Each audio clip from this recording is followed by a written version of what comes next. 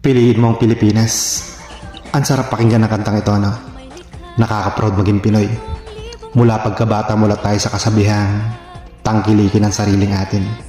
Pero sa isang katulad ko na tinalikuran ng bayan, para lang mabigyan ng maayos na buhay ang aking pamilya, Pilipinas aking bayang sinilangan, na puno ng korupsyon at mga taong gahamon sa salapi at kapangyarihan.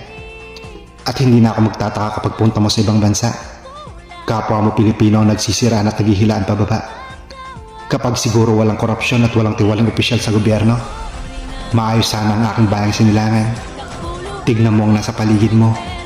Marami ang mga katulad ko na mas pinipiling mamuhay na lang sa ibang bansa at nangangarap na doon manirahan. Sa totoo lang, mahal namin ang Pilipinas.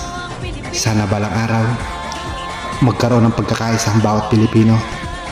Kapag dumating yung araw na yun, wala nang pamilyang masisira dahil lang sa pag-abroad. At kahit anong mangyari,